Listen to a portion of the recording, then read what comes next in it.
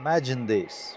You're 1,500 miles from the nearest hospital. A blizzard is raging outside, and you're dying from appendicitis. There's only one surgeon within 1,000 miles, and that surgeon is you.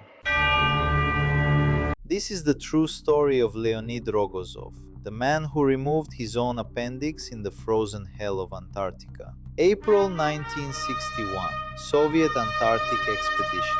27-year-old surgeon Leonid Rogozov was the only doctor at Novolazarevskaya station. The mission was supposed to be routine: study the ice, collect data, survive the winter. But on April 29th, everything went wrong. Rogozov woke up feeling nauseous, weak. A sharp pain stabbed through his lower right side. He knew immediately what it was: appendicitis. Without surgery, he had maybe 3 days before his appendix would rupture. And then, death. He tried antibiotics, nothing worked, the pain got worse. Hour by hour, his window was closing. The nearest help was thousands of miles away. No planes could fly in the blizzard. No ships could break through the ice. He was completely alone.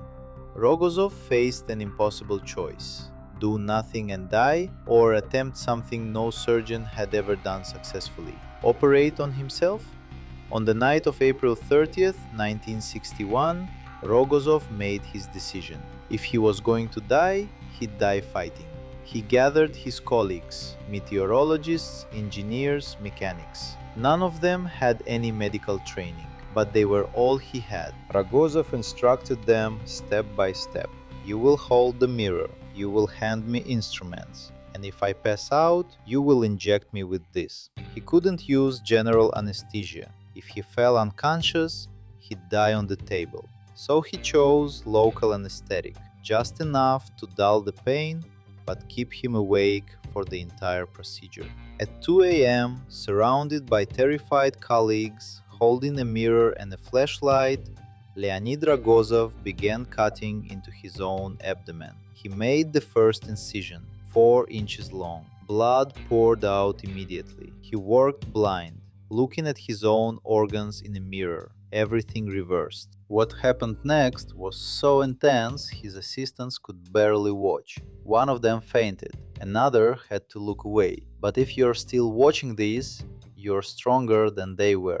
If you want to see how this impossible surgery ends, hit that subscribe button now, because what comes next, you won't believe. Rogozov pushed deeper into his own abdomen. His hands were shaking. Every movement sent waves of pain through his body, but he couldn't stop. Not now. He felt his intestines, his liver, searching blindly for the appendix. And then he found it. Swollen, black, ready to burst. But there was a problem. The appendix was positioned in a place he couldn't see in the mirror. He'd have to work entirely by touch.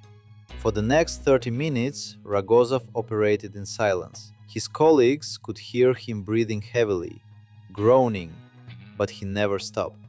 At one point, his vision started to fade. The pain was overwhelming. He took a 5-minute break, lying on the table, fighting to stay conscious.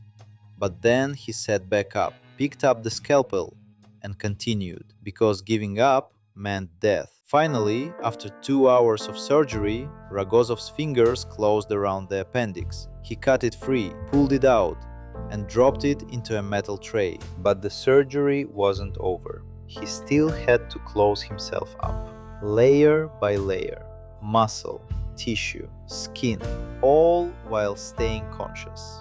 2 hours and 15 minutes after making the first cut, Leonid Rogozov sutured the final stitch. He'd done it. He'd operated on himself and survived. He was completely drained, pale, covered in sweat, but alive. His colleagues helped him to his bed, and then he slept for 12 hours straight. 5 days later, Rogozov was back on his feet. 2 weeks later, he was back to work. The appendix he'd removed was sent to medical archives. It's still there today. Rogozov's self-surgery became legendary in the medical community, but he never saw himself as a hero. When asked about it later, he simply said, I had no choice. He returned to the Soviet Union, continued his career as a surgeon, saved countless lives, and never spoke much about that night in Antarctica. Leonid Rogozov died in 2000 at the age of 66, but his story lives on, a reminder that sometimes survival requires doing the impossible. If this story blew your mind, leave a comment with the word legend. And if you want more insane medical history, hit subscribe, because trust me, there are more stories like this, and they're even crazier.